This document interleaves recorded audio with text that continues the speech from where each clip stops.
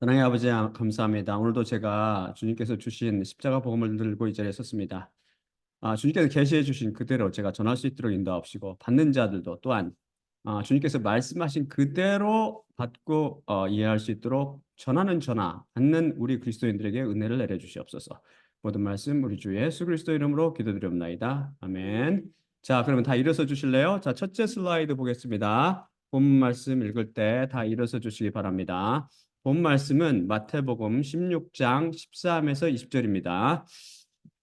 그리고 예수님께서 빌립보의 가이사랴 지역들 안으로 들어오신 후 그분의 제자들에게 물으셨는데 이르시되 사람들이 사람의 아들을 누구라고 말하느냐? 그러자 그들이 말했으니 한편 어떤 이들은 세례 요한이라고 하며 또 한편 또 다른 이들은 엘리야라고 하고 또 한편 다른 이들은 에레미야나 예언자들 중 하나라고 하나이다. 그분께서 그들에게 이르시되 그렇다면 너희 자신들은 나를 누구라고 말하느냐? 그러자 시몬 베드로가 대답하며 말했으니 당신 자신은 그리스도 살아계신 하나님의 아들이시니이다. 그러자 예수님께서 대답하시며 그에게 말씀하였으니 내가 복이 있도다. 시몬 바요나야.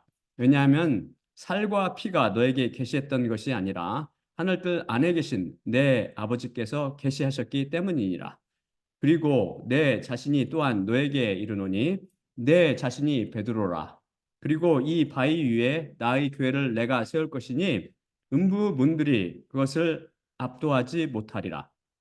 너에게 하늘뜰의 왕국의 열쇠들을 내가 주리니 만일 땅 위에서 내가 묶으면 하늘뜰 안에서 그것이 묶여 있을 것이고 만일 땅 위에서 내가 풀면 하늘뜰 안에서 그것이 풀려 있으리라. 그때 제자들에게 그분 자신이 그리스도이심을 누구에게도 그들이 말하지 말라고 그분께서 명하셨더라. 다 앉아주시기 바랍니다. 제가 10년쯤 전에 성경을 3,000번 독파했다는 목사님을 알게 되었습니다. 그분은 당시 아내가 다녔던 교회의 목회자였는데 저희 집에 와서 식사도 하고 성경에 대한 이야기도 같이 나누곤 했지요. 그분은 방문을 마치고 저희 집을 나설 때마다 오늘도 한 수 배우고 갑니다라고 말할 정도로 어떤 면에서 겸손한 사람이었습니다. 한국에서 자신의 이름을 대면 모든 목사들이 다 알 것이라는 은근한 자랑도 하더군요. 같이 신학교를 차리자고 제안하며 저에게 히브리어나 헬라어 강의를 맡아달라고 조르곤 했지요.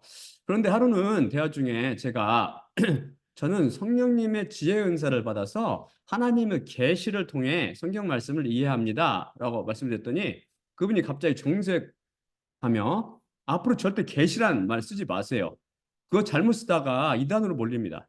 제가 이유승이가 하나님께 계시받았다고 하더라라고 기독교 신문에 올리면 인생 끝장납니다.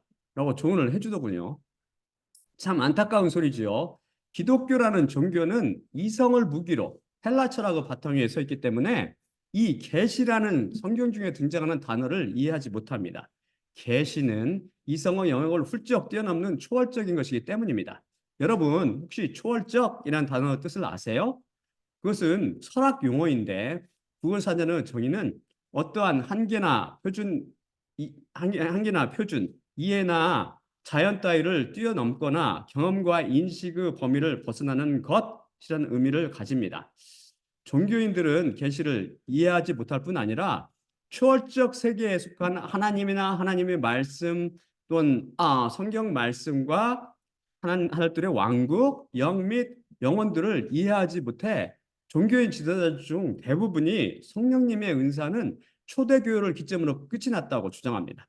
성령님의 은사에 대해 분명히 증언하고 있는 성경 말씀 자체를 부인하는 꼴이죠.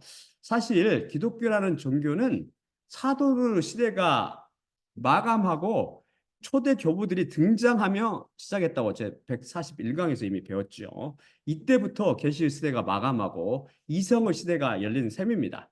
그들이 계시라든지 성령님의 은사 등을 이해하지 못한 것은 당연한 것입니다. 다른 복음이 무기로 삼는 이성과 감성을 통해서는 절대 성경 말씀을 이해할 수 없기 때문입니다. 또한 많은 기독교 이단들이 나와 내가 하나님께 계시받았다라고 주장하며 많은 사람들을 이단의 길로 인도하였습니다. 그들 중 오늘 우리나라에서는 계룡산 출신들이 많은 수를 차지하지요. 하지만 소위 기독교의 정통이라고 주장하는 자들이나 기독교 이단에 속한 사람들이나 잘 뜯어보면 그게 그것입니다. 제 눈에는 바른 복음을 선포하는 하나님의 저주 아래 놓인 종교인들이죠. 같은 기독교 내에서도 천주교는 개신교를 이단이라고 규정하며 개신교는 천주교를 이단으로 내봅니다. 하지만 지금은 그 짐승, 그 적그리스도 시대를 준비하며 이들이 에큐메니칼 운동을 벌이고 교회 일치를 도모합니다. 구글로 제가 이 에큐메니칼 운동에 대해서 검색해 보니 기독교의 다양한 교파를 초월하여 모든 교회의 보편적 일치 결속을 도모하는 신학적 운동이다. 보수 기독교인들이 비판할 때 언급하는 종교 다원주의와는 엄연히 달라 여러 교파로 분열돼 보편교회, 즉 기독교 내 모든 정통교회를 정통교회들이 복음서에 명시된 예수 뜻대로 하나됨을 지향하는 운동이다라고 정의하고 있더군요. 기독교의 분파들이 비록 서로 다른 간판을 내걸고 있지만 그 뿌리가 같기 때문에 그들은 하나로 합치될 수 있는 것입니다. 다 청녀 딸 이세벨에 속해 있습니다. 여러분은 성 어거스틴이나 토마스 아퀴나스, 교황들이나 루터나 칼빈 혹은 추기경들이나 유명한 신부들이나 목사들이 천국에 들어갔을 것이라고 생각합니까? 우리가 이미 제 41강에서 예수님의 말씀을 통해 십자가를 통과하지 않고는, 즉 위로부터 나지 않고는 그 누구도 절대 하나님은 왕국이나 하늘들은 왕국에 들어가지 못한다고 배웠습니다. 바른 복음을 통해 전 세계를 장악하고 있는 마귀의 거짓말에 미혹되지 마세요. 당신의 영혼을 음부로 내몰고 있습니다.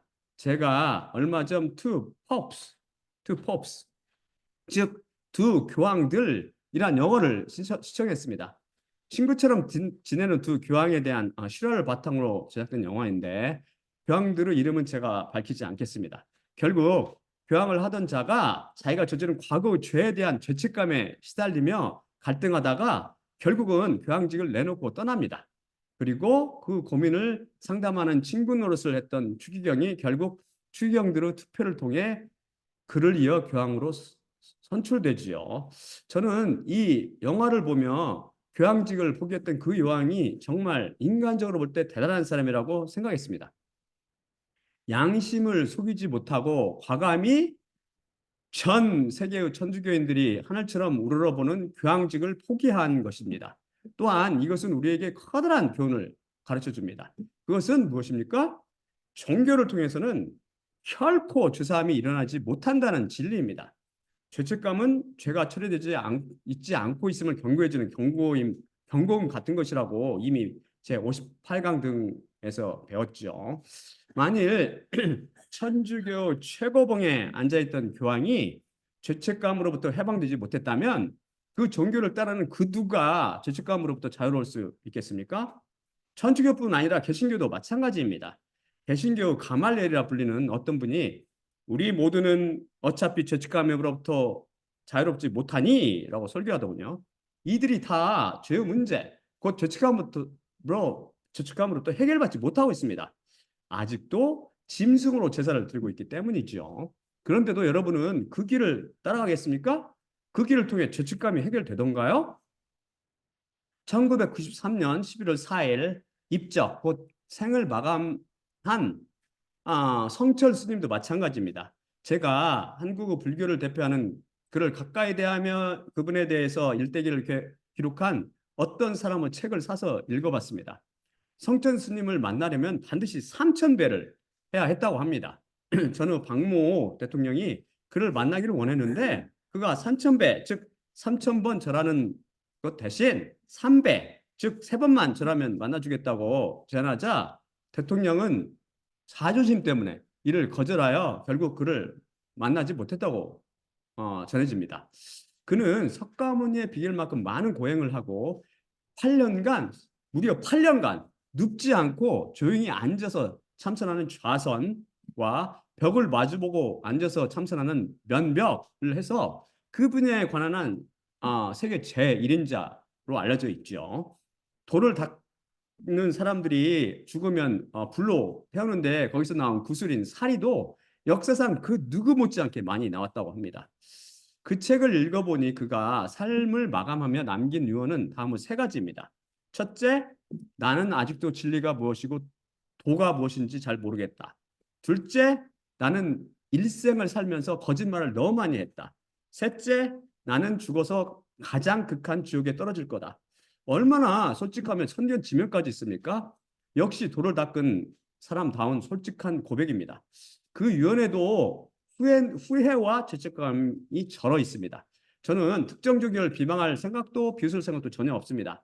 그가 입적하기 전 남긴 유언을 그대로 옮겨 드린 것뿐입니다. 의심스러우면 책을 한번 써서 직접 읽어보세요. 그 종교 분야에 관한 한 제일인자인 그가 그렇게 말했다면 여러분이라면 어떻게 하겠습니까? 일평생 도를 깨닫고 소위 해탈의 경지에 이르려고 고행과 참선을 한 사람이 도가 무엇이고 해탈의 경지가 무엇인지를 모르겠다고 솔직히 고백했다면 다른 사람들은 그 경지에 이르는 것은 꿈도 못 꾸는 것이죠.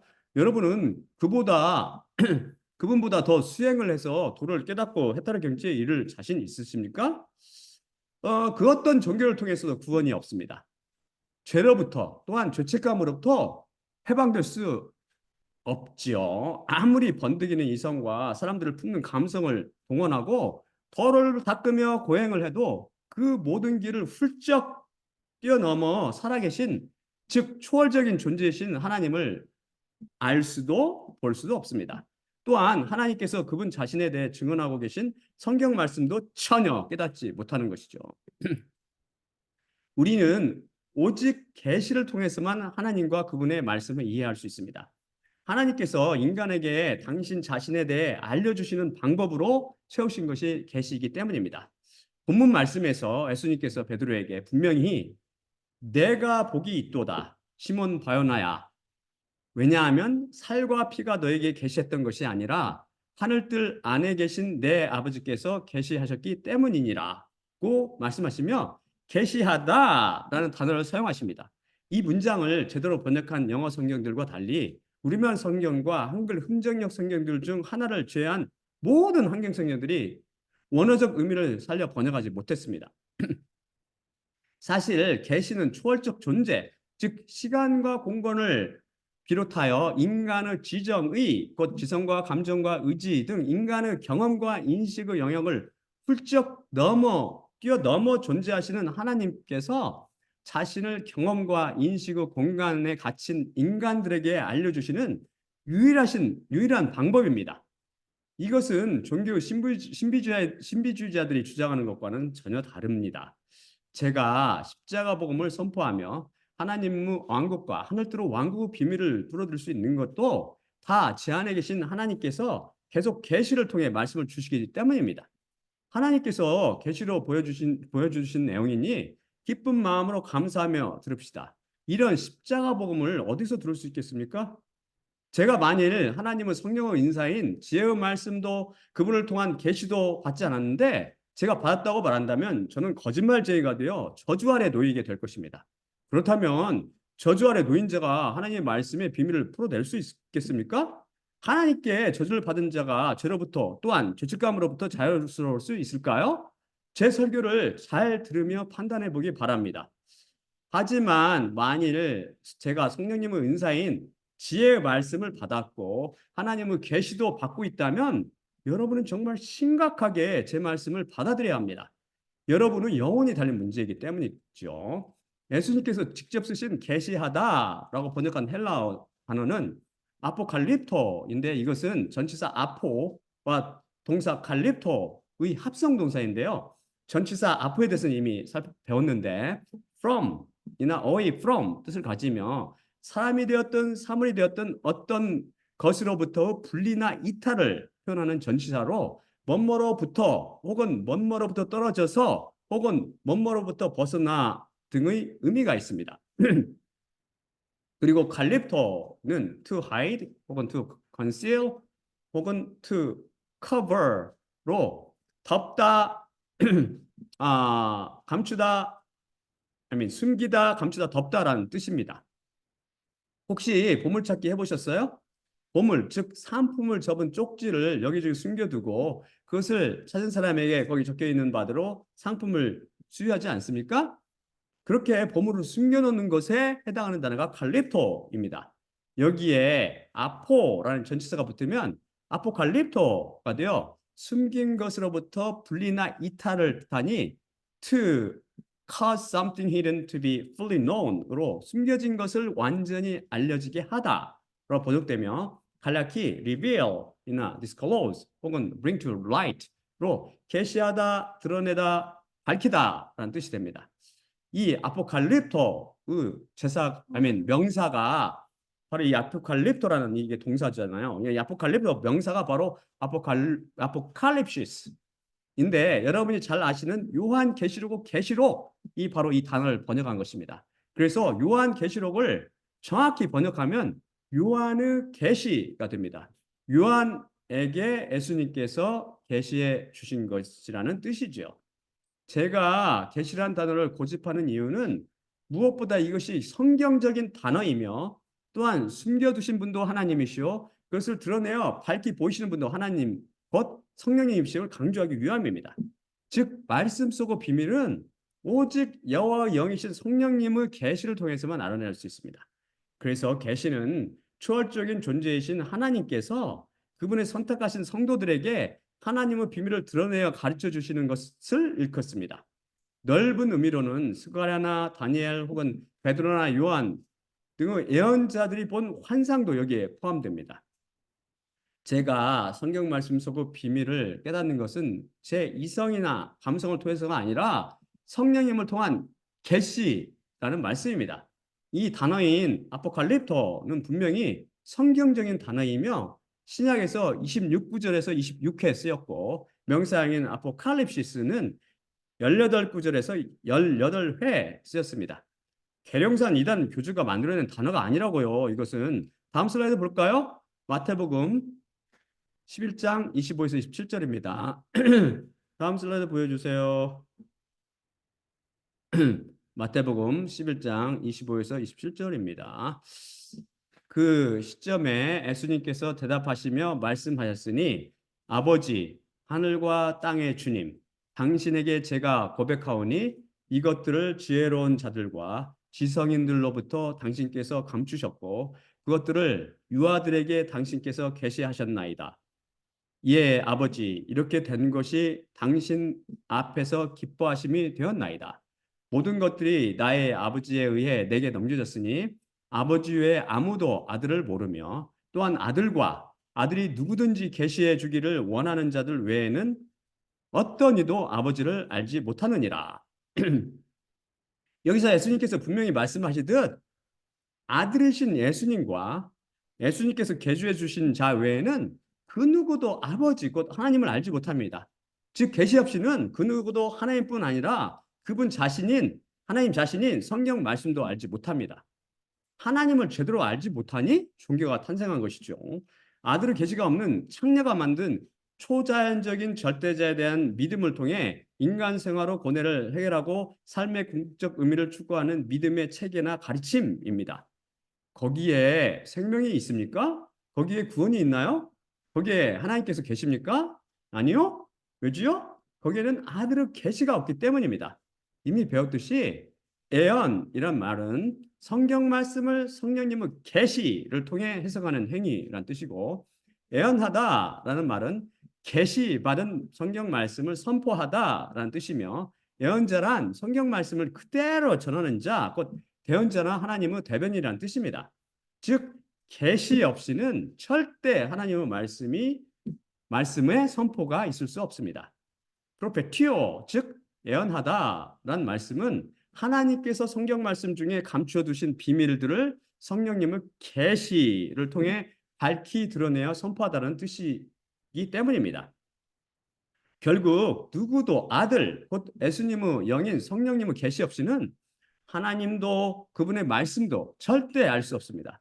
따라서 계시를 이단 사상으로 취급하는 종교인들은 하나님도 성경 말씀도 모르며 모두 한결같이 계시를 받지 않은 자들로서 전혀 하나님을 알지 못하는 무리임을 알 수 있는 것입니다. 계시를 부인하거나 꺼리거나 피하는 것이 다른 복음의 특징 중 하나입니다. 계시에 대해서는 자신이 없기 때문이죠. 자, 그럼 하나님의 계시를 받은 제가 종교인들이 엉뚱하게 해석한 본문 말씀을 한번 제대로 밝히 드러내어 선포해 드릴까요? 예수님께서 빌립보의 가이사랴 지역들 안으로 가실 때 제자들에게 사람들이 당신 자신을 어떻게 평가하는지 묻습니다. 이에 대해 제자들이 어떤 이들은 세례 요한, 또 한편 또 다른 이들은 엘리야, 또 한편 다른 이들은 에레미야나 예언자들 중 하나라고 여긴다고 말씀드립니다. 예수님께 계시를 받아 예수님을 구세주, 곧 그리스도로 고백하지 않는 사람들은 예수님을 한낱 예언자들 중 하나, 즉 보통 인간보다 조금 뛰어난 정도로 생각합니다. 예수 그리스도의 가르침과 수많은 기적이 오토끼가 발에서 방아 찧는 정도의 이야기나 사건으로 비치는 것이죠. 예수님은 자신과 관계없는 멀리 달에 사는 오토끼일 뿐입니다. 설령 예수님을 구세주로 고백한다 해도 그 고백이 하나님을 계시한 것이 아닌 이상 그것은 교육에 의해 훈련된 종교적 관념의 표현에 지나지 않습니다. 입에만 발린 립 서비스지요. 육신, 곧 살과 피가 계시해 주었기 때문입니다. 하지만 베드로는 달랐습니다. 예수님을 그리스도요 살아계신 하나님의 아들로 고백했습니다. 예수님께서 전하신 십자가 복음을 통해 피해 당하지는 말씀인 믿음을 그 마음 가운데 갖고 있었고 그분과 일대일 관계, 인격적인 관계를 통해서 그분을 알고 있었기 때문입니다. 마찬가지로 예수님을 관계와 믿음과 지식을 통해 알고 있는 모든 그리스도인들은 다 베드로처럼 예수님을 그리스도 살아계신 하나님의 아들로 고백합니다. 아들의 계시를 통해 예수님께서 그리스도요 여호와 하나님이심을 정확히 완전히 철저히 알게 되기 때문입니다. 에피기노스코 하는 거죠. 에피기노스코. 하나님께서는 바로 이런 자들이 참으로 복이 있는 자라고 말씀하십니다. 돈을 많이 갖거나 유명하거나 높은 지위에 있는 자가 복 있는 것이 아닙니다. 그런 사람들은 정말 불쌍한 사람일 수 있습니다. 돈과 명예와 지위가 예수님께 나오는 데 걸림돌로 작용할 가능성이 높기 때문입니다. 그런데 우리가 예수님께서 그리스도요 하나님의 아들이심을 알게 되는 것은 이성이나 감정이나 의지에 의한 것이 절대 아닙니다. 예수님께서 말씀하셨듯이 아들이신 예수님께서 계시하실 때, 즉 우리의 눈을 열어 감추어진 그 진리를 보게 하실 때 가능합니다. 모든 사람이 다 마찬가지입니다. 스스로 수양이나 깨우침으로 예수님께서 그리스도이심을 알 수 없습니다. 반드시 하나님, 곧 예수님께 계시를 받아야 합니다. 그래서 이것을 우리는 은혜라고 부릅니다. 우리의 노력이나 수고와는 무관한 것이기 때문이죠. 계시는 오직 십자가 복음을 통해서 옵니다. 예수님께서는 그렇게 말씀하시면서 베드로에게 그리고 내 자신이 또한 너에게 이르노니 내 자신이 베드로라. 그리고 이 바위 위에 나의 교회를 내가 세울 것이니 음부분들이 그것을 압도하지 못하리라 말씀하십니다. 우선 바위란 단어는 헬라어 페트라라는 여성명사로 bedrock or massive rock formations로 기반암이나 거대한 암석층이라는 뜻입니다.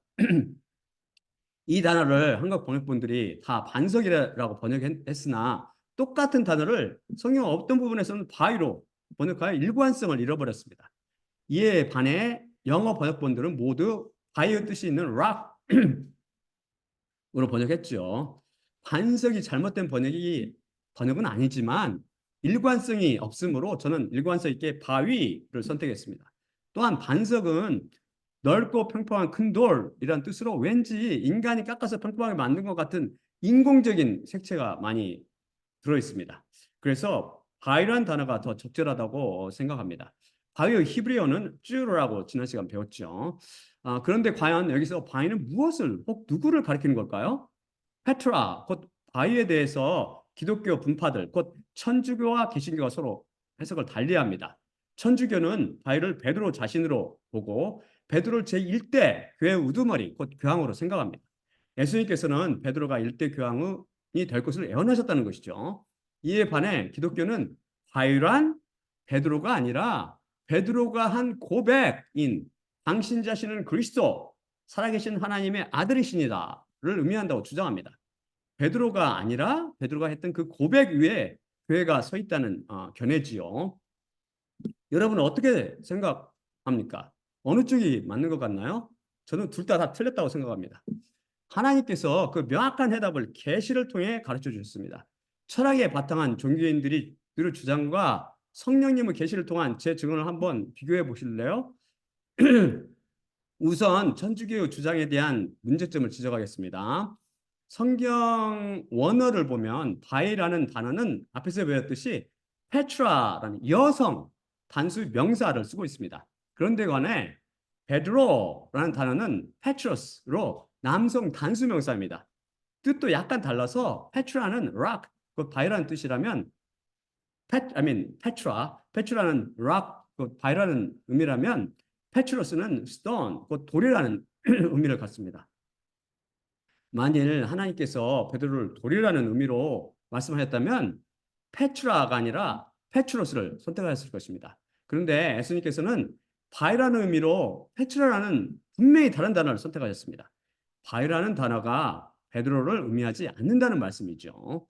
또 실제적으로 살펴보면 성경 내에서 페트로스라는 남성 단수 명사는 159절에서 155회 쓰였는데요. 100% 베드로의 이름을 나타냅니다. 그에 반해 페트라라는 여성 단수 명사는 14구절에서 15회 쓰였는데 과일을 의미하고 절대 인간 베드로를 가리키지 않습니다. 이 견해의 다른 문제점은 인간 베드로가 교회의 기초라고 주장하기 때문입니다. 하나님께서는 그 어떤 경우에도 절대 인간을 의지하지 않으시기입니다. 절대 인간을 의지하지 않으시죠. 예수님께서 이 땅에 계실 때에도 절대 인간들에게 몸을 의탁하지 않으셨고 인간의 증언도 취하지 않으십니다. 않으셨습니다. 인간이 정말 약하고 악하며 변덕스러운 존재들임을 잘 아셨기 때문입니다. 베드로도 우리와 똑같은 흠 많고 점 많은 인간이었습니다. 예수님은 십자가로 임한 은혜가 없었다면 음부 권세 아래 허덕일 평범한 법이었을 뿐이죠. 이런 인간의 터 위에 서 있는 교회가 음부의 문들을 압도할 수 있겠습니까? 그런데 음부의 문들이 그것을 압도하지 못하리라 라는 예수님의 말씀이 무슨 의미일까요? 이 구절인 마태복음 16장 18절 후반부를 킹 제임스 버전을 제외한 거의 대부분 영어 성경들이 제대로 번역했는데 반해서 모든 한국 성경들이 오역을 했습니다. 하데스는 음부인데 여기로 들어가는 문들이 많습니다. 그리고 굉장히 넓고 활짝 열려 있습니다. 수많은 사람들이 그것을 통해 매일 음부로 쏟아져 들어가고 있습니다. 음부가 입을 쫙 벌리고 있기 때문이죠. 종교 위에 서 있는 세상 교회는 음부 문으로 직결되어 있습니다.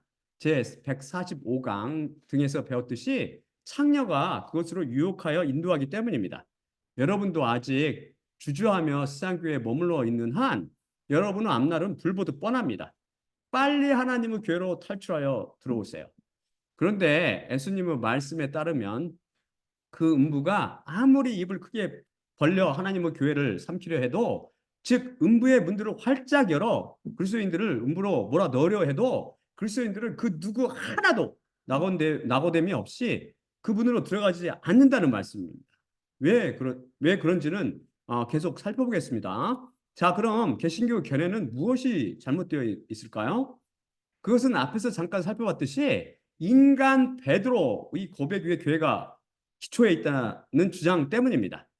예수 그리스도의 몸인 교회는 인간의 고백 위에 절대 기초하지 않습니다.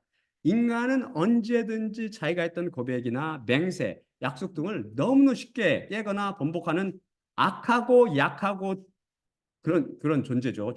죄인이잖아요. 죄인. 당신 자신은 그리스도 살아계신 하나님의 아들이시니다라고 고백했던 베드로는 어떻게 되었습니까? 그는 그 말이 끝나기가 무섭게 고백했던 그 동일한 입으로 죄를 저지릅니다.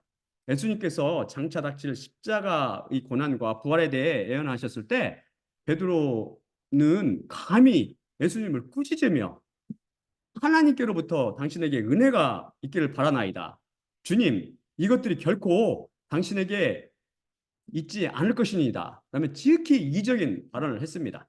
그는 십자가 고난도 부활의 의미도 깨닫지 못했으며 하나님의 일보다는 인간의 일에 더 집착한 부족한 한 명의 죄인 베드로였습니다. 그뿐 아닙니다.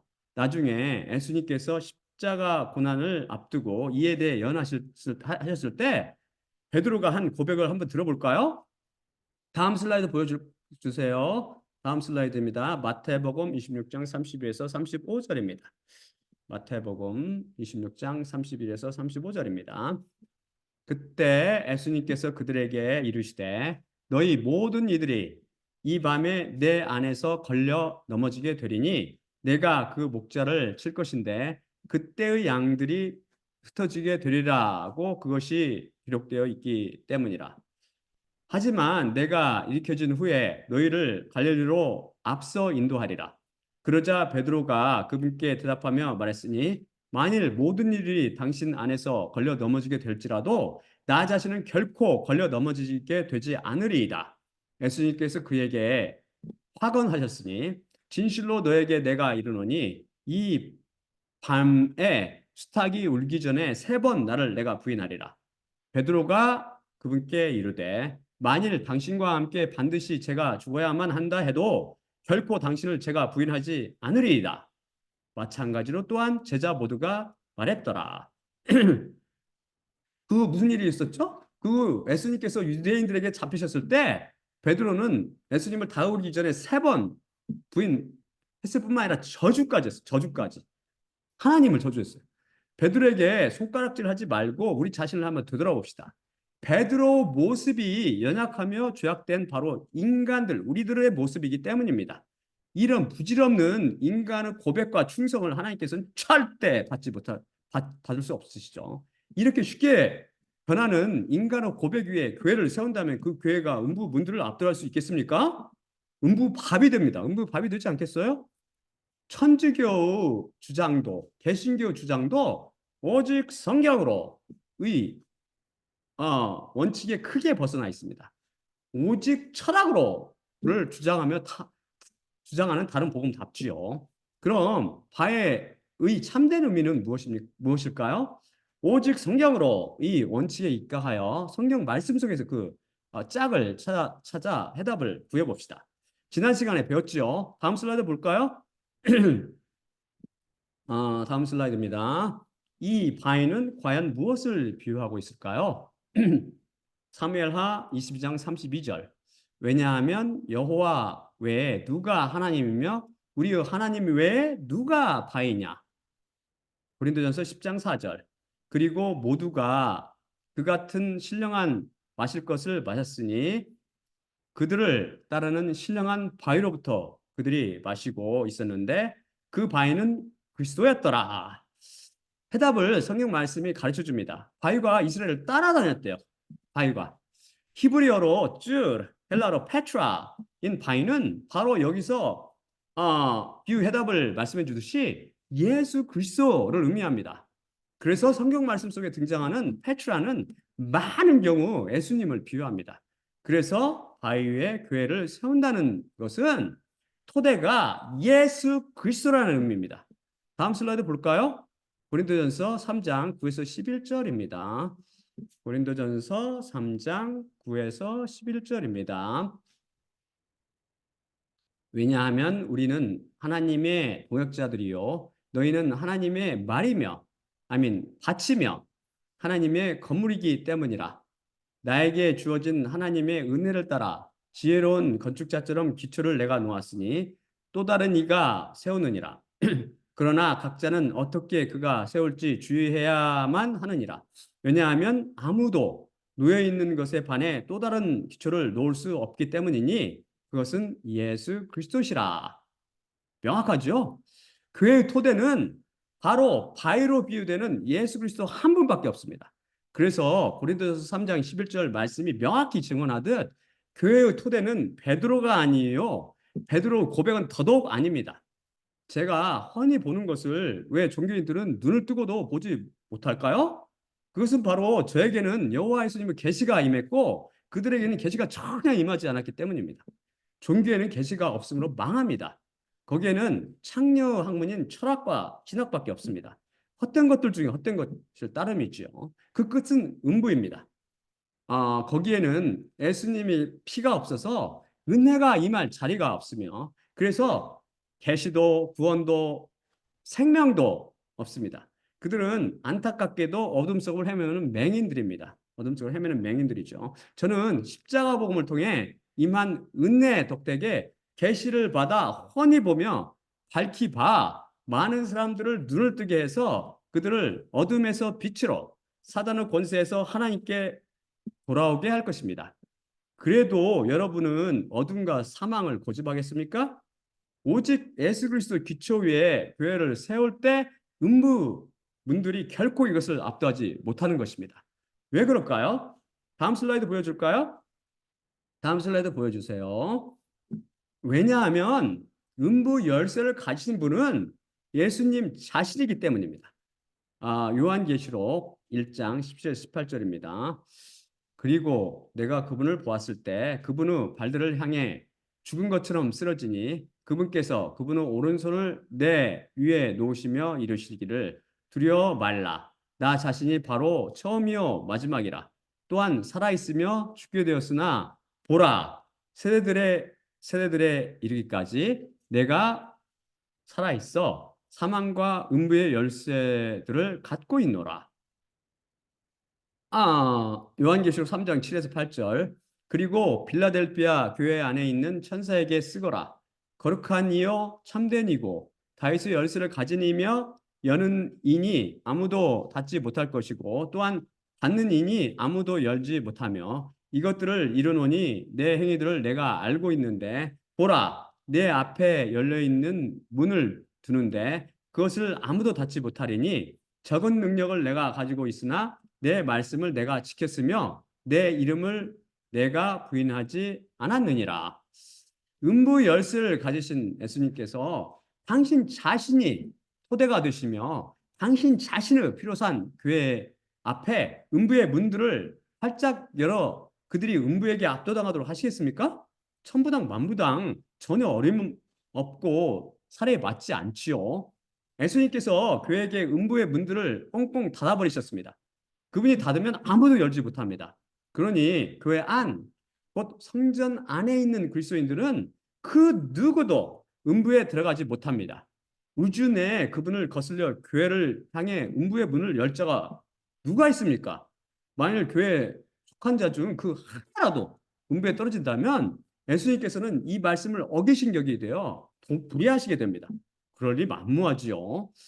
그래서 그리스도인인 여러분은 음부와 여기에서 이어지는 둘째 사망, 곧 불못의 심판을 두려워 말기 바랍니다. 예수님의 약속의 말씀이 여러분을 지켜줄 것입니다.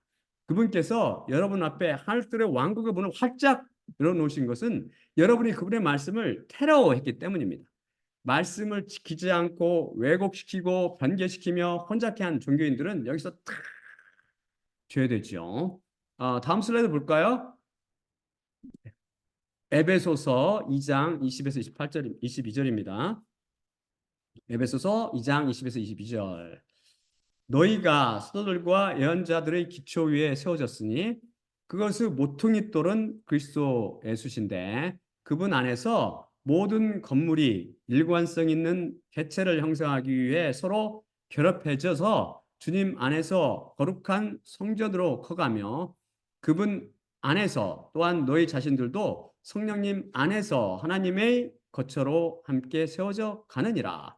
여기서 보듯 교회의 기초는 예수 그리스도 한 분만이 아닙니다. 사도들과 예언자들도 교회의 기초 역할을 합니다. 예수님께서 가장 중요한 주춧돌인 모퉁이돌이 되시는 것이고 사도와 예언자들은 기초의 한몫 담당하는 것이죠. 얼마나 자비로우신 하나님이십니까? 하나님께서 그분의 크신 은혜로 저 흠맞고 점 많은 인간들을 택하시어 피로 덮으시고 교회의 기초로 삼으신 것입니다. 그분의 은혜에 참여시키기 위함이지요. 인간들을 향한 한량없고 크고 엄청난 은혜입니다. 우리 하나님은 선하신 하나님이십니다. 그런데 여기서 사도와 예언자들이란 인간을 지칭하는 것이 아니라 예수 그리스도 지체로서 직분을 말합니다. 그리고 베드로는 흔히 이런 사도들을 대표합니다. 당신 자신은 그리스도, 살아계신 하나님의 아들이시니다 라고 고백하는 우리 성도들 모두도 교회라는 성전의 몸을 이룹니다. 예수 그리스도와 성도들이 교회의 머리와 몸을 이루는 것이죠. 결국 우리의 바이신 예수 그리스도께서 교회의 가장 중요한 기초인 모퉁이돌을 이루시며 그분의 은혜로 사도와 예언자들도 여기에 부름을 받아 참여하게 되고 성도들은 이런 기초로 지어져 올라간 교회의 건물을 이루게 됩니다. 모두가 예수님의 피에 담가진 말씀을 통해 피로 덮여 있으며 성령님을 갖고 있기 때문입니다. 또한 예수님께서 베드로에게 이어서 말씀하십니다. 너에게 하늘들의 왕국의 열쇠들을 내가 주리니 만일 땅 위에서 내가 묶으면 하늘들 안에서 그것이 묶여 있을 것이고 만일 땅 위에서 내가 풀면 하늘들 안에서 그것이 풀려 있으리라. 자, 이 구절의 의미가 무엇일까요? 천주교에서는 이 천국 열쇠를 베드로에게 주었으며 그 이후에는 후속 교황들에게 전달된다고 주장합니다. 그래서 고해 성사나 기타 권한을 교황이나 교황에게 위임받은 주교 혹은 주교에게 위임받은 신부들에게만 줍니다. 기독교 분파인 개신교의 이 말씀에 대한 해석은 여러 수로 나누어져 있습니다. 분분하죠. 자, 그럼 철학이나 신학이 아닌 오직 성경으로 이 원칙에 의해서 한번 풀어볼까요? 그러기 전에 우선 여러분이 알아둬야 할 상식은 옛날 베드로가 살던 시대 유대인의 자물쇠는 현대 것과 사뭇 다르다는 사실입니다. 요즘도 그런 모양이 있긴 한데요. 대표적인 것이 자전거나 오토바이를 쇠 기둥따에 이렇게 묶어두거나 개를 산책시킬 때 목에 묶는 그런 개 목걸이처럼 생긴 자물쇠입니다. 둥글게 생긴 자물쇠죠. 이것은 둥그런 밧줄처럼 생겼습니다. 그래서 열쇠를 열고 잠그는 것이 아니라 묶거나 풀게 되어 있습니다. 그런 모양의 잠시가 생각납니까? 지금 제가 여기 천국문을 여는 열쇠가 있다고 칩시다. 천국문을 열 때는 열쇠로 자물쇠를 따고 둥근 밧줄을 모양의 자물쇠를 풉니다. 천국문을 잠글 때는 둥근 밧줄 모양의 자물쇠를 묶고 열쇠를 잠급니다. 따라서 묶거나 푼다라는 의미는 열쇠로 문을 잠그거나 연다는 의미죠.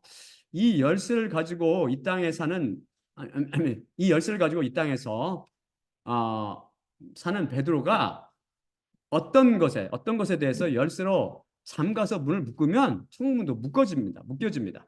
또 어떤 것에 대해서 열쇠로 열어서 문을 풀면 천국문의 자물쇠도 열립니다. 엄청난 권한을 부여받은 것이죠. 그럼 이 권한은 구체적으로 어떤 권한을 말하는 것일까요? 이 권한은 첫째, 구원의 권한입니다. 천국문을 연다는 것은 구원을 시킨다는 의미입니다. 천국문을 닫는다는 것은 구원을 막는다는 의미죠. 따라서 어떤 사람을 천국에 보낼 수 있고 지옥에 보낼 수도 있다는 뜻이 됩니다. 정말 놀라운 권한이죠. 둘째, 죄를 용서하거나 하지 않은 권한을 의미합니다. 어떤 사람의 죄를 용서하여 지워버릴 수도 있고 용서하지 않아 그대로 둘 수도 있습니다. 죄가 용서받지 못하면 은배에 갈 수밖에 없습니다. 두 권한은 결국 영혼의 구원에 관한 것으로 같은 것입니다. 앞에서 배웠듯이 천국문을 열고 닫는 열쇠는 오직 예수 그리스도께서 갖고 계십니다. 천국의 주인이신 하나님만이 이것을 결정하실 권한이 있으신 것이죠. 또한 사람의 죄를 용서하는 권한도 하나님만 갖고 계신 엄청난 권한입니다. 그런데 예수님께서 이 열쇠를 베드로에게 위임하셨습니다. 그런데 베드로 한 사람만 이 권한을 갖고 있나요? 다음 슬라이드 볼까요? 다음 슬라이드 보여주세요. 묻고 푸는 권한을 누구에게 주셨나요? 다음 슬라이드 보여주세요. 진실로 너희에게 내가 이르노니 무엇들이든지 땅 위에서 너희가 묶으면 하늘에서도 그것들이 묶여 있을 것이요 무엇들이든지 땅 위에서 너희가 풀면 하늘 안에서도 그것들이 풀려 있으리라. 그리고 예수님께서 그들에게 다시 이르시되 평안히 이것은 인자만 읽은 마태복음 18장 18절이고요. 지금은 요한복음 20장 21에서 23절입니다.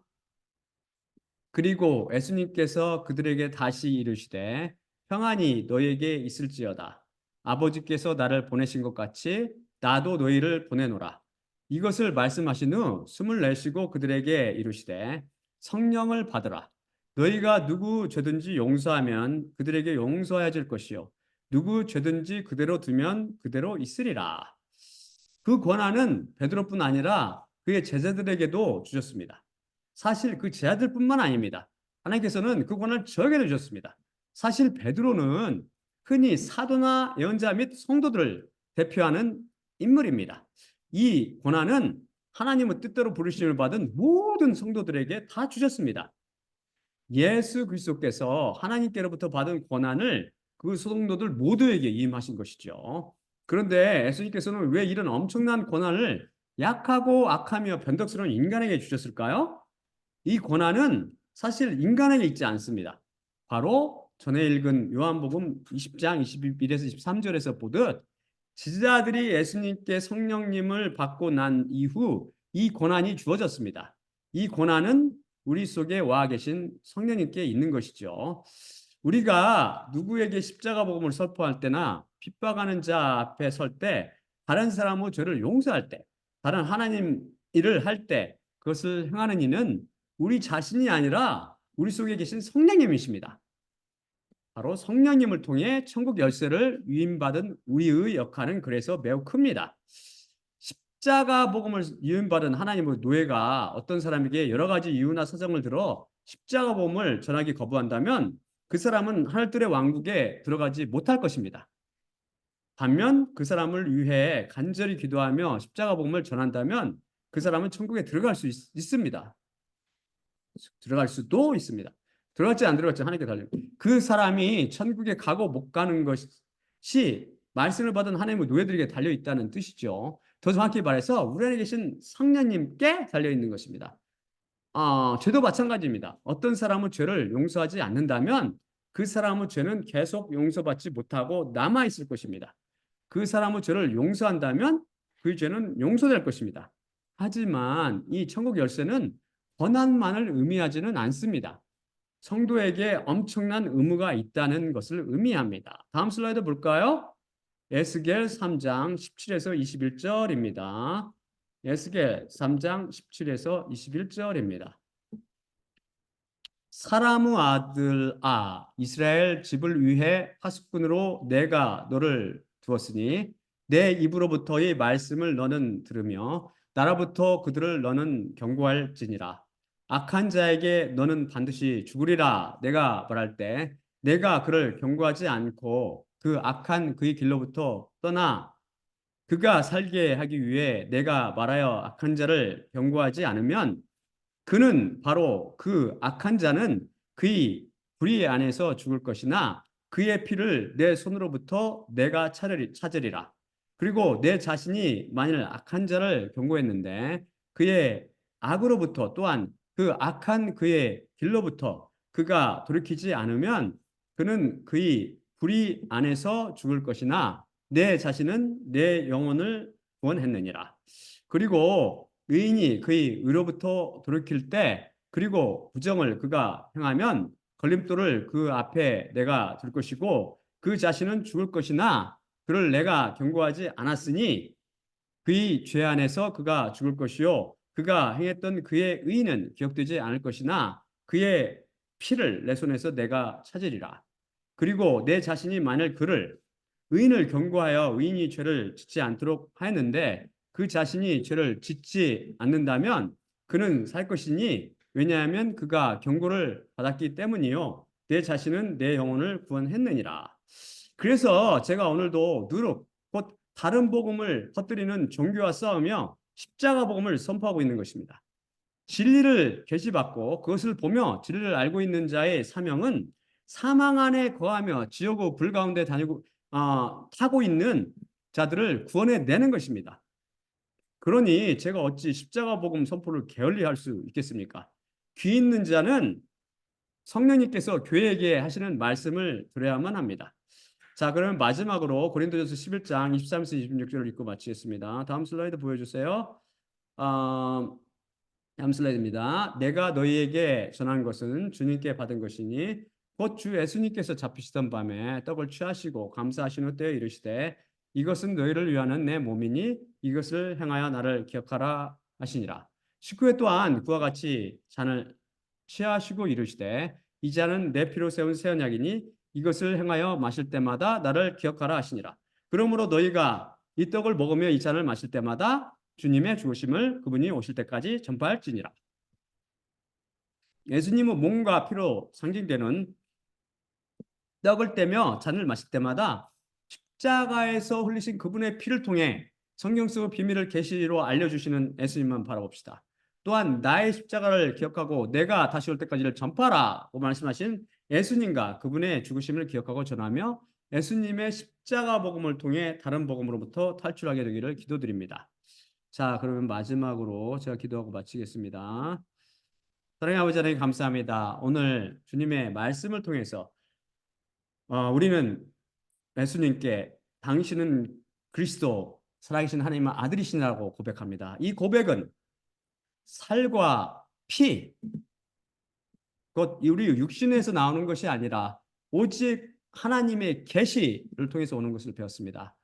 계시는 곧 초월적인 당신께서 우리 시간과 공간과 여러 가지 것에 갇혀 있는 우리 인간들에게 당신 자신을 보여주는 가장 중요한 방법입니다.